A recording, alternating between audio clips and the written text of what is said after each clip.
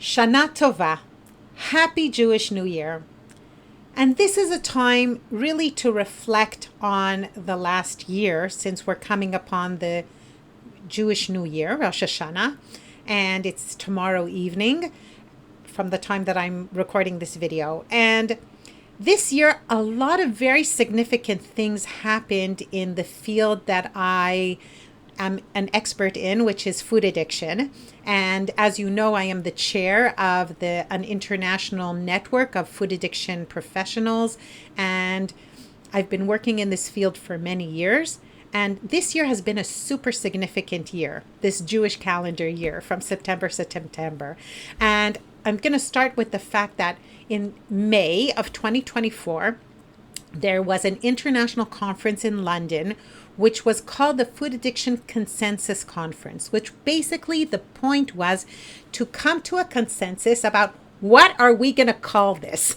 Because there's been so much discussion over the years. Is it food addiction? Wait, but if it's food addiction, you have to eat. So how can we call it food addiction? Do you have to eat in order to live? Okay, so we'll call it sugar addiction. But wait a minute, there are foods that are not that addictive, like, that have sugar in them, like apples. I don't know, tomatoes have sugar in them, but people don't really get addicted to tomatoes. So is it right to call it sugar addiction? And, most people who feel like they're addicted to certain foods or beverages don't exactly go and pour, start pouring sugar into their mouths. So is that right to call it sugar addiction?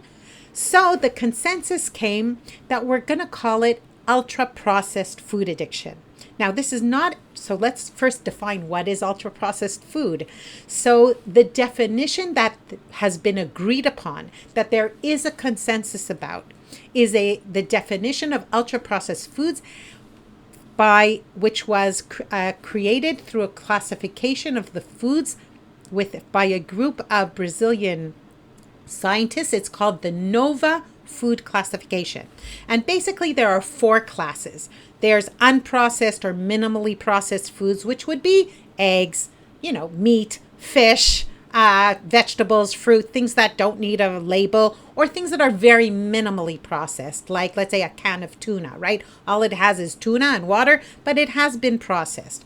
Then you have the second group, which would be processed culinary ingredients, things that you would find in a kitchen, like oils, fats, sugar, flour, salt, things like that. Then you have, or let's say syrups maybe. Then you have processed foods, which is group 3. The processed foods would have some processing, for example, but usually it's things that are part of the ingredients of foods that people eat. The example would be, let's say, beef jerky or salted nuts, or maybe something like smoked salmon, things that have gone through some processing, but not a lot. Okay, or vinegar. Or something else. So an example would be tomato paste. But then you have group 4, which is ultra processed foods. My team and I make a huge effort to consistently put out high quality videos to help you on your way to health. If you're getting value from these, you can help us reach more people by liking, sharing, and commenting on this video. Thank you. Now, group 4, what I'm going to read the definition for you, so I won't be looking at the camera. It's industrial formulations made entirely or mostly from substances extracted from foods, which means oils, fats, sugars, starches, proteins. It's derived from them, but it would be their constituents like hydrogenated fats or modified starch. And usually they're synthesized in laboratories. They're industrial foods. Usually all kinds of substrates are added to them, like flavor enhancers, colors, additives, emulsifiers, aromas, all kinds of things like that to make them hyper palatable, which means extra, ultra, unnaturally delicious. And they're manufactured in techniques that include extrusions and molding, processing, frying. In other words, it's things have been taken away. Let's say the fiber has been taken out, things have been added, things have been manipulated in a way that it wouldn't happen in a regular kitchen. That is ultra processed foods. Now, when you start defining the addiction, ultra processed food addiction, it works because even though this is a far from perfect definition, even the people who had certain doubts about it have come to the realization that this is the one that works best. You do not have to eat ultra processed food in any way. The other thing that we have to know is that if a plain yogurt, which is minimally processed, versus a, let's say, flavored yogurt that has been manipulated and fat has been taken out and fat put in and flavors and emulsifiers and all kinds of things put into it, it's a very big difference. So, what is my wish for you for this year? First of all, I want to wish the whole world and all the people in the world and the people in my country in Israel and all of Am Yisrael that we should consume less ultra processed foods, because the science has first of all, we don't need it to survive in any way, and the science is coming out more and more that these foods are harmful to health. They promote obesity, diabetes, heart disease, fatty liver, all kinds of metabolic problems.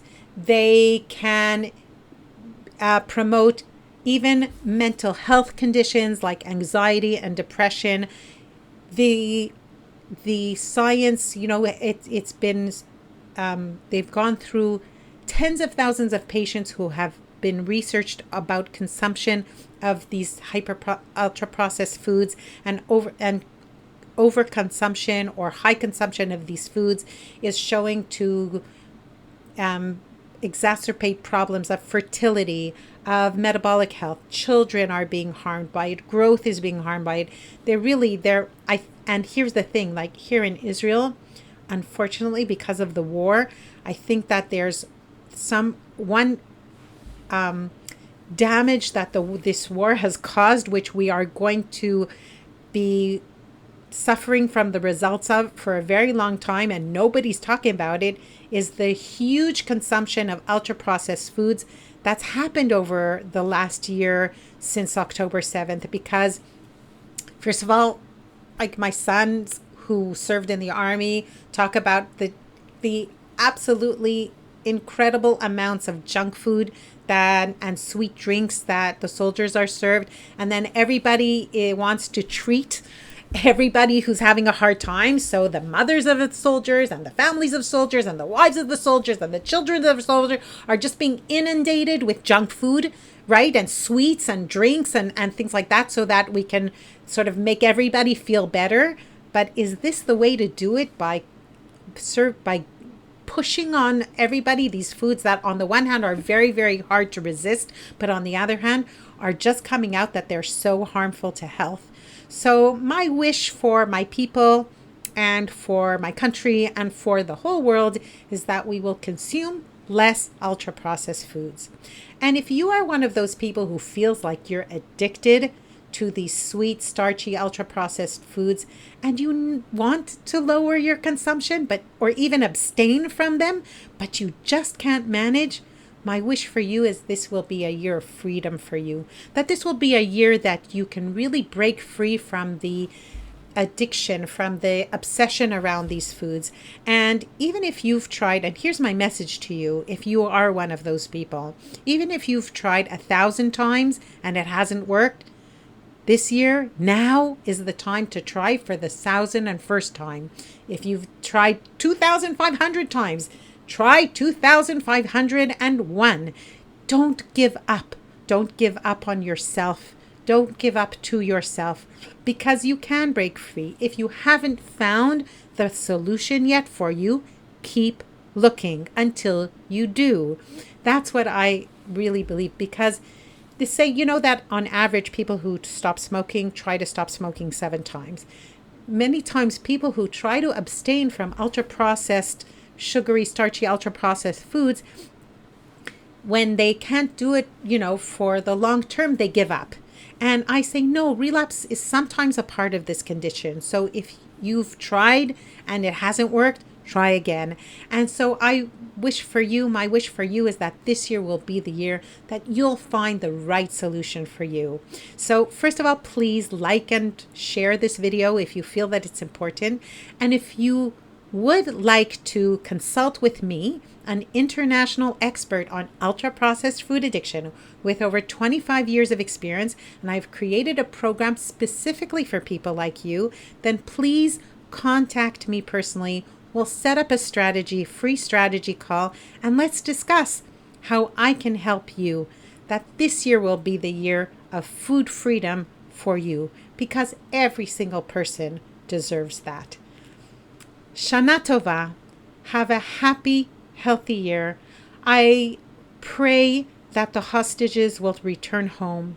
I pray that anyone who is not in their home will return home, that we can live in peace and prosperity, us and the whole world. Shana Tova, and I'll see you in our next video. Bye-bye.